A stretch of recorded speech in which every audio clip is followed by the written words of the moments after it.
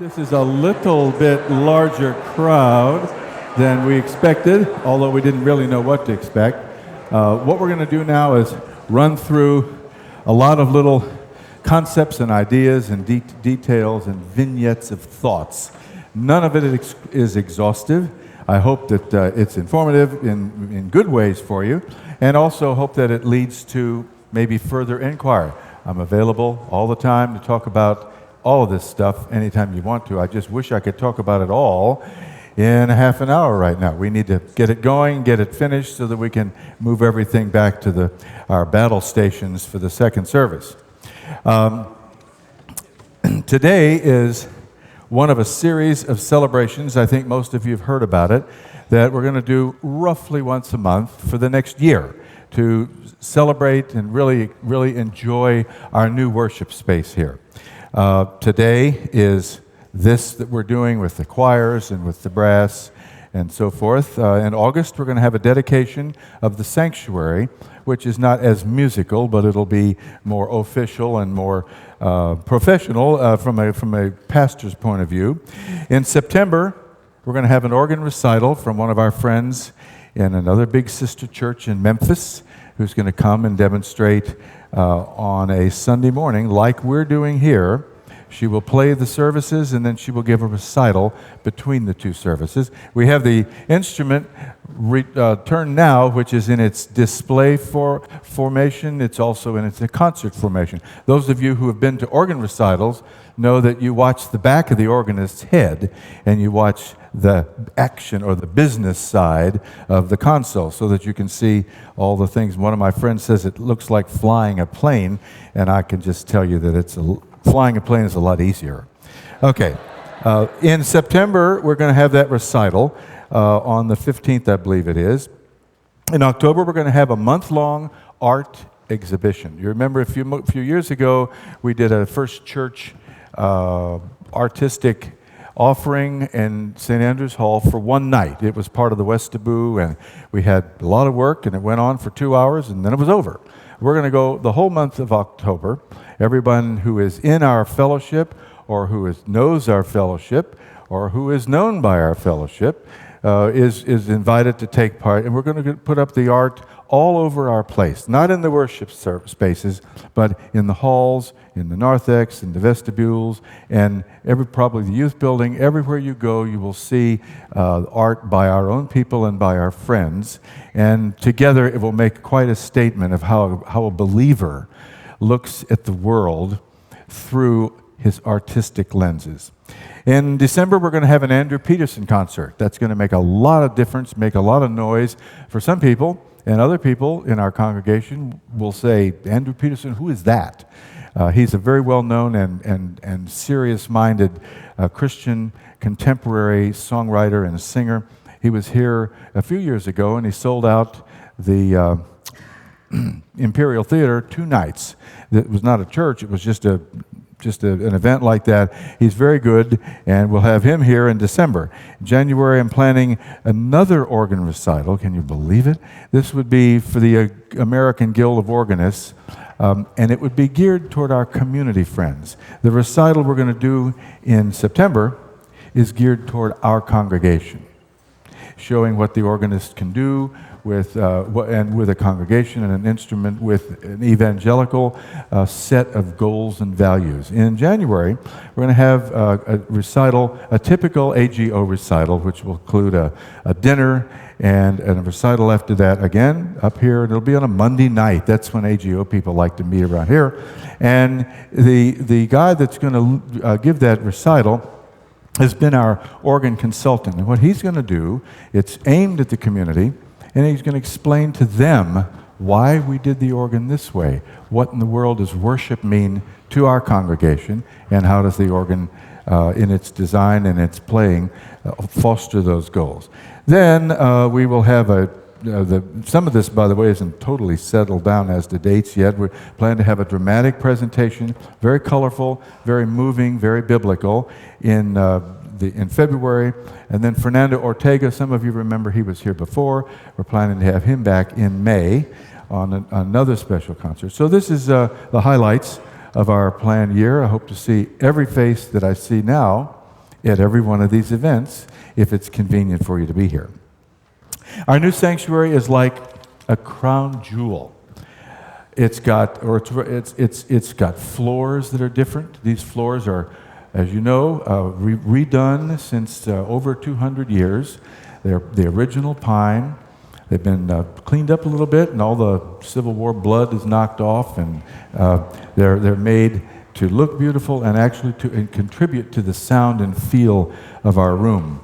The windows that you can see, they're not quite ready for prime time yet, but they've been restored to the original white wooden pane diamond things. I can't remember what we call them, but the glass in it, and you can raise the windows and you can see outside to our beautiful surroundings.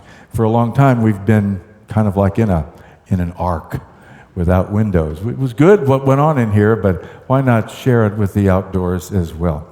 With windows, with lighting, I'm going to ask Brant to give us a little bit of light show while I'm talking, to give you an example of some of the things our beautiful new light system can do. We also have a new audio system, which is contemporary in the sense of technologically advanced. It's beautiful. It's designed to do what we do and bring it to the congregation. The spoken voice, the sung voice, the instruments, and so forth. There's also a video system, which is not yet very visible. The cameras are hidden, and as you know, we take our services and we translate them or transmit them across the street to the youth building. We sometimes go into St. Andrews, and they're also collected and put online. I think it's Tuesday of every week. You can get online and you can review the entire service, and all that's done because we can take pictures of it with nice new video equipment. There's the chancel itself, as you can tell, it's been redesigned into a more useful pattern for us. Let's just put it that way. Some of you really learned to love that 14th century medieval wall that we had up here, and some of you considered it a thorn in your side, and I consider it both. But anyway, it's gone now, and we have a railing. We're hiding the railing this morning with all these musicians, but normally you can see it, and it makes the case that we are somewhat formal, and yet not so separated from the congregation and the music makers. I think it makes it beautifully. The acoustics in the room are different now. The floor helps, the walls, the audio, the surfaces, the geometry, all of it's been put together to increase our acoustics. There's no perfect acoustic for very many different things, but we had a very tall order for our architect because we have traditional music and really worship in the morning, and we have contemporary in the evening. And they operate under totally different sound sources, totally different acoustical principles. And we just told this guy, you got to make it work for both. I think he's done a wonderful job. The colors and textures and architecture of our new space put together are just really magnificent. And what I'd like to do is talk a little bit about the organ now, since it has come in piecemeal. You saw a big black hole there for a while, and then you saw some colored pipes that didn't make any noise, and then you're getting rumors that there's stuff behind the pipes, and then today you're getting to hear what is behind it. So I'd like to go quickly through some of the details. Again, I would love to talk about it for a long time, and then we'll talk about some things and show some things. Organ itself, the instrument, dates back to 3rd century BC. It was invented in Greece by a guy named Ctesibius. I never pronounced his name right because I didn't introduce myself to him when he was around. But he was in Alexandria, and he created pipes that were winded with water, a system of water moving around which would create air flowing, and it would send through pipes. It probably sounded a lot like a calliope, which we associate with circuses and ice cream men and so forth. It was called a hydraulis at the time because it was powered by water. The early organs after that were portable and small, but instead of in one dry place with water and all that, they were winded with little pouches like accordions. And you'd have to hold the organ here, and you have to squeeze the pipe, squeeze the wind, the bags of air, and it was not a whole lot practical, but it had a certain charm and a certain sound which people wanted to put in the effort to build and to play. The first permanent organ was installed in Germany in 1361, pretty long time ago, back with Geoffrey Chaucer and a lot of other guys like that. It had 20 bellows, and it was operated by 10 men. That's just the organ. Can you imagine what the deacon's to-do list looked like? Or the ushers. Now they come in, they pick up leaves, they unlock doors, they turn on lights. Back then, 10 of them had to pump the bellows. And that was a long time job because you don't just pump it once and go sit down. It's like rowing on a Viking ship. You just keep, if the boat moves, you're pulling. So it was a lot of work. About that time, a famous composer, leading composer, named Guillaume Michaud, called it the king of instruments. It was that very first portable and permanent instrument, and the name stuck. That's not the only thing it's been called. There was a very important English master architect who was an iconic figure. There was this fire in London in 1661 that wiped out blocks and blocks and blocks and blocks and blocks and blocks, including lots of churches. And this Sir Christopher Wren, the master architect, was conscripted to build, and he built something like 50, 60 churches. He designed many of them, and he supervised the design of others. He was a very important big guy. Anyway, from his perspective, remember, from Michaud's perspective, it was musical. The organ was the king of instruments. From Wren's perspective, who was architectural, he considered the organ to be a really big nuisance. And he called it a box, actually he called it a blankety-blank box of whistles. And these names have stuck. Many people think of it one way or other, and many people think of it as both. This particular instrument represents contemporary winding. We have electricity now. Back when the Greeks did it, they winded it with water. The Romans did it with bags, and the medieval church and later did it with bellows. Now we wind it with electricity.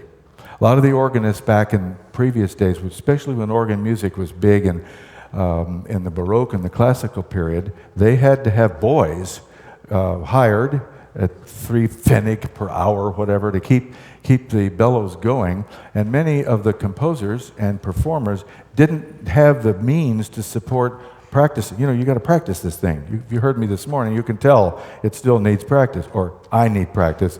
It takes time, and it takes these bellows to get going. So many of these composers and organists would keep at home a pedal harpsichord, because the harpsichord, you know what it sounds like, a couple of keyboards and strings, and it also have pedals, so they could practice their organ music. And often, by the time the organist got to church on Sunday morning and played, it was the first time he heard it on the instrument, on the organ that was going to be played for. It was just so impractical. This organ here is 2,427 pipes made out of metal and wood.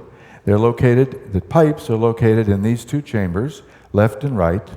The facade pipes, the ones that you can see, are specially decorated.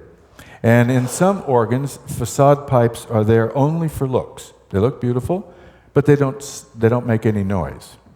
These, or make any sound, these are speaking pipes, as it's called. So they look nice, and they are actually part of the whole organ. The rest of them are behind them, but they do speak. The console, which you can see here, is movable, as you just saw. What we do is we keep it in sight on Sunday mornings with our traditional services, and then in the evenings, we have a little garage here where we move the organ console out of sight, and we bring out the drum set. And so in the evening service, our contemporaries, if you know, has a totally different look. And that's a very practical, nice touch by our architect. The architect we had and have is very experienced in church and in performance spaces. He has a real heart for the faith and for the use of music and other arts in worship in a way that's not showbiz, that's not glitzy, but that it's genuine and very effective. And so many of his touches are shown in this room that we have right now. The organ is divided into 5 divisions. I'm not going to go into this too far, but into 5 divisions that are kind of like your house. You have a room that would you consider a living room or a den or a family room. Sometimes that's called a great room. If it's a little on the big side, maybe the fireplace is big. And that idea of a great room goes back many centuries. Great rooms for nobility were as big as a football field, and they had long lines of table and food and knights and horses and ladies in waiting and all that. But in today, you can still get your architect or to buy a house that's got a great room in it. The organ is divided into the divisions, that the first of which is called the Great Division, or the Great Division of the organ. And it is big. It has the huge sounds. It has the sounds that are delivered, for instance, when we play hymns and the whole congregation sings. We need to have a division whose job it is to fill up the hall with large, big, full, fat sounds. Another division is the swell. The swell division, by the way, the Great Division lives up here. The swell division lives over there, and it is under expression, as it's called. It means it's all built inside a separate box that has swell shades on it that are sort of like vertical Venetian blinds. And when we turn them up, it opens. When we turn them down, it closes, and it makes the sounds louder and softer. It's very important to be able to manipulate these when you're playing the organ so that you can have one set of pipes balanced correctly against another set of pipes. The great is not under expression. Every pipe that's in that division plays at only one volume, and for the most part, that's loud. But the rest of them, there's a fluctuation. There's a third division in our instrument called the choir, and it is used specifically mostly to accompany the choir. It's got pipes and choices and so forth that are there for choir anthems and choir pieces. It's not as big as this guy, but it also has the expression, the swell boxes, which will go open and close. So when the choir's big, this morning the choir's kind of big, we can play a little bit louder. When the choir's small, the organ can play a little bit softer. And the choir division also lives up in this chamber here. We have a fourth division in our organ, which is very handy. It's called a solo division. There are only a few stops in it, and they are solo stops. I'll play some for you. You can hear an English horn sound, you can hear a flute sound, you can hear a French horn sound, and several like that, which are used. The advantage of them is that they can be played from anywhere on the instrument. Let me just say about the manuals. The great organ is played on the center manual, which is called the Great Manual. So it's easy. If I want to play one of those, I hit the middle manual. The swell manual is the upper one, and it governs the swell division. And the choir manual is the third one. There are 3 is the standard for organs, although some organs go up to 5, 7, 8, 9, 10 different. 9 is the highest I've ever heard of. When you have a whole lot to do, you've got 9 manuals and 9 divisions. The last division we have is the pedal. And I mentioned that it's like rooms in your house. Each room has a purpose. You go into the great room, you can see what it's for. You go into the dining room, you can tell what that's for. You go to the kitchen. The pedal division is underneath it all. It supports, with low pedal stops, all of the divisions. And it's kind of like in your house, kind of like a basement. It's the foundation. It covers all of the underground and holds the house up.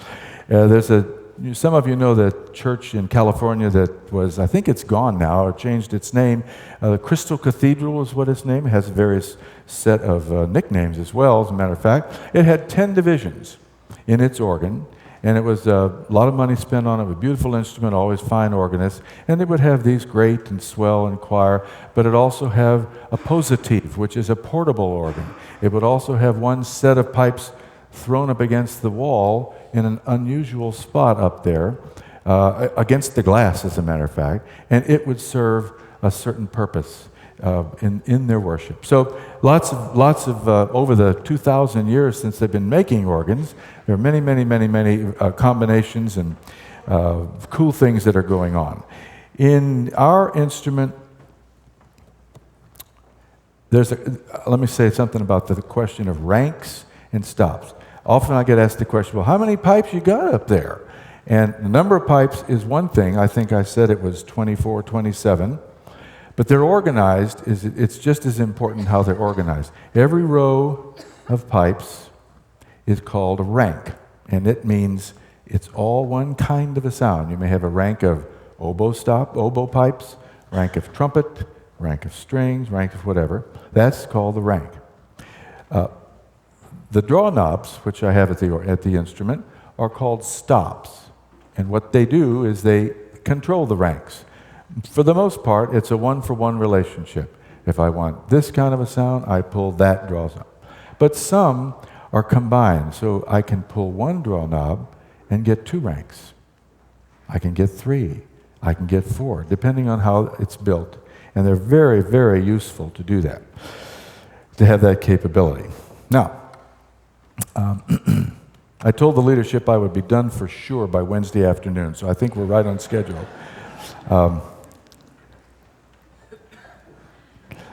The next question I'm asked a lot is, are these real pipes or is this an electronic instrument? And the answer is, of course, yes. Most pipe organs today are built with digital extensions. They either extend just a few pedal stops or they extend high, low, solo voices, and we have a nice assortment of all of that. What that does, with today's sampling techniques, you can put in a digital stop, digital rank, if you will. It isn't really pipes. It's generated electronically, but it is sampled from wherever, and it creates a sound that it is absolutely exact to the acoustic counterpart that it represents. It is not possible for a man or a machine to detect the difference in the acoustic and the digital sounds. Now, digital sounds are what you'd say, well, why don't we do the whole instrument that way? Digital computers or digital organs last about as long as your TVs and your computers. How many would want to have a computer buy a computer that you knew would have to last 100 years? Not a lot, okay? But acoustic pipes do. They're built for a century. And so we have this mixture of the acoustic and the digital. There are several different kinds of pipes. Generally, they're broken down into reeds and flues. The flues are like blowing on a Coke bottle. Nothing moves. You just blow air over a hole, and it makes a sound. The reeds are like instruments with reeds, like oboes and clarinets and so forth. There's actually a reed built in it. When you blow the air, it's just like your kid at home practicing his clarinet. It's just the very, very same thing. There are loud reeds and there are soft reeds. Some of the reeds are so soft and gentle that you can't tell. Others are big-time boomers.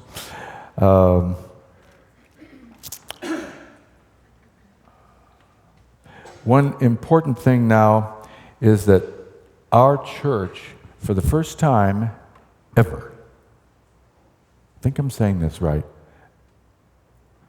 No, I'm going to change that. For the first time in a century, that way we're covered, has got an organ that's built, that's designed to fill the room, to meet the full needs of the room acoustically, and it is wide open so that everything that goes on in the chamber gets into the congregational area. That wasn't always the way. You know, Presbyterians have been very culturally Calvinistic over the years. And some of you who've read David's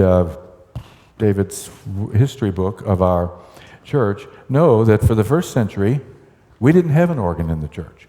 We didn't want an organ in the church. All we wanted was sung music. Calvin was a strong supporter of singing the Psalms and singing really everything, so that the sound of vocal music was all that was heard in church. And it is a very compelling sound. You know, when we play a hymn and we drop the instruments out and it keeps going with just vocal, it's very moving sound. And so that pocket of our friends wanted to continue only with that. However, there was another group of friends that listened to Luther a lot. And Luther's thought was anything that makes noise needs to be able to make music. And so all kinds of things were used to make music. And back in last century, we went through the stuff and began using an organ. This organ is open and full, and it's the first time, I think, that we've really ever had a big full organ that fills up the room. Now, you may sometimes feel that it's a little too loud, and you may sometimes feel that it's a little too soft. I've heard both. And you're probably both right. It depends on where you sit and how I play, so forth. It just is it's a matter of taste. But what I'm saying on this is, you will learn to listen to the organ in a new way now that we have a fully specified instrument that's designed to come out into the sanctuary. And just if it sounds like we're doing it differently, that's the main reason. And in time, you'll get used to it. The good news is, that's the way it's supposed to be. That's the way it was built. You know, when you hear someone sing and you think, oh, that's the way singing really should be. You remember Meredith when she was here. I can take her a good example. Whenever Meredith sang, all of us believed that's singing. That's the highest form. That's the way it should be. Anyway, this organ is in the same boat. Let me rush through here.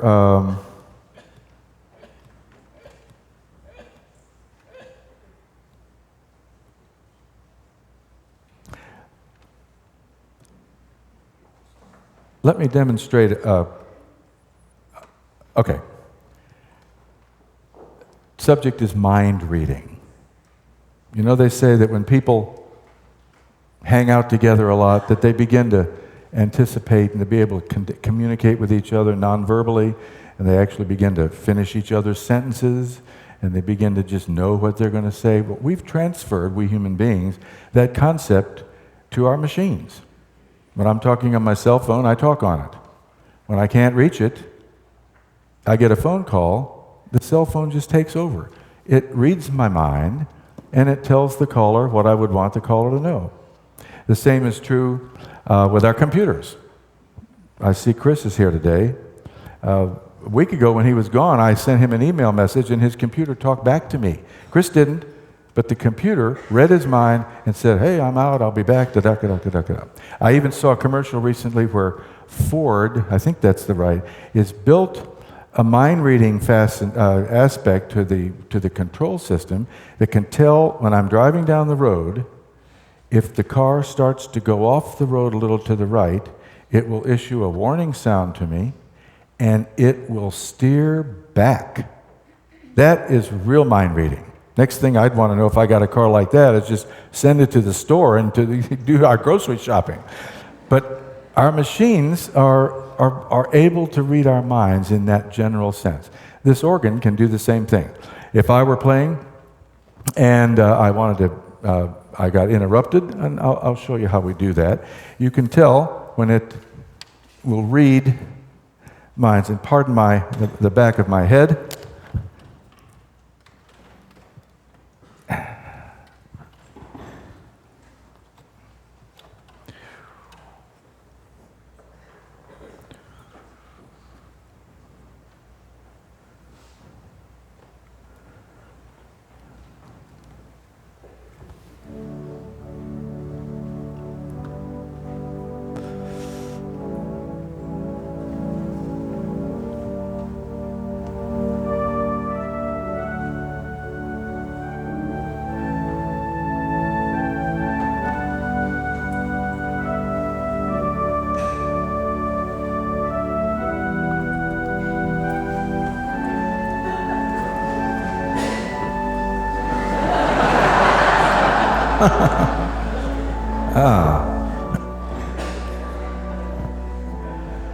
Now, it knows what I was going to play.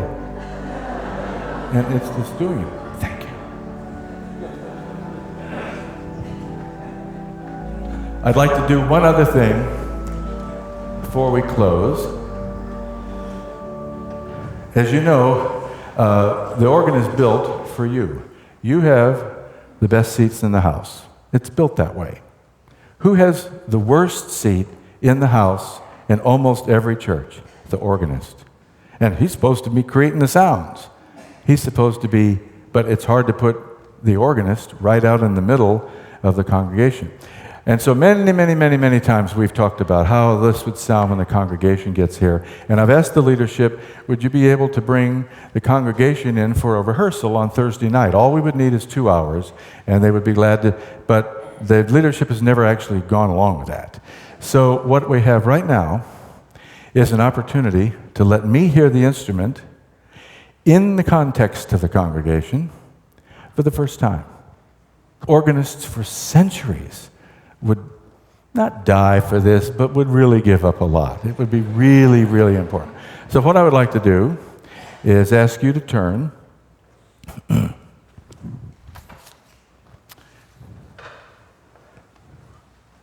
hymn number 295 in your book, your pew hymnal. And I'm going to play and walk. And I'd like to ask you, you don't have to stand, you can just sit. But if you would sing and let me hear what you and it sound like out there. It would really be a nice treat for me, but it's more than just fun. I honestly don't know what it sounds like. Okay? Let's see if that happens.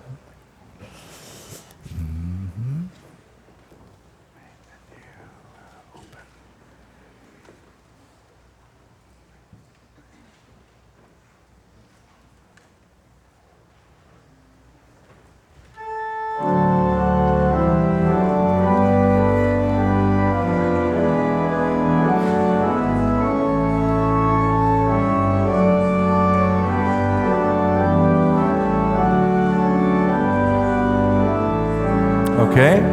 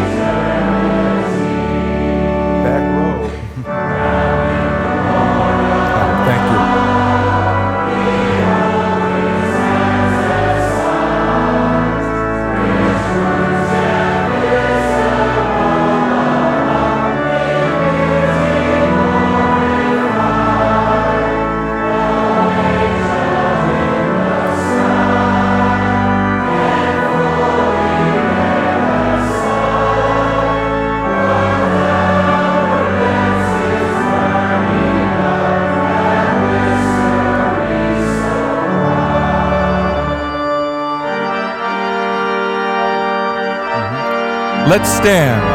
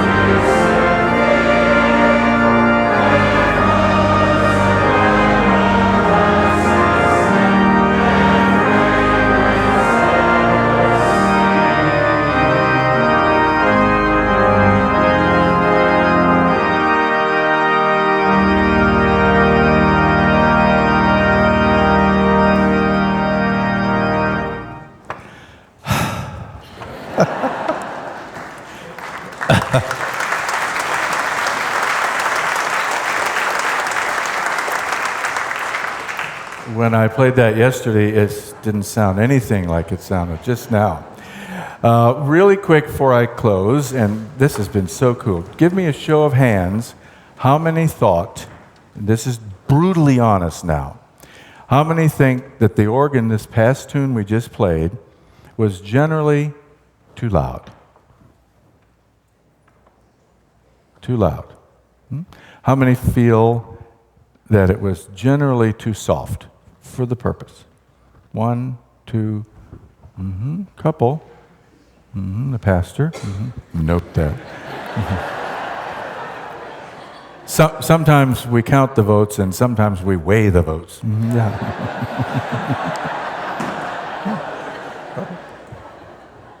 And do I infer correctly then that most of you felt that that the volume was about right for the kid? It's a big hymn. It's an important hymn. Good. I do thank you for that. You know, the one other nice thing is the instrument, when it's created by a good organ builder, this one is a great organ builder, is able to build a full sound, a brilliant sound, a deep sound, a fat sound, but all of the sounds are pleasing, so that it's not harsh, it's like being locked up in a Baskin Robbins for the weekend. Everywhere you go, it's all good. Whatever you touch, whatever you taste. Well, I thank you very much. We have a little time now between now and the next service, and I'm going to ask the gentleman to help me set back up. I really appreciate all of you and all of everybody and the Lord for making this all happen. Thank you.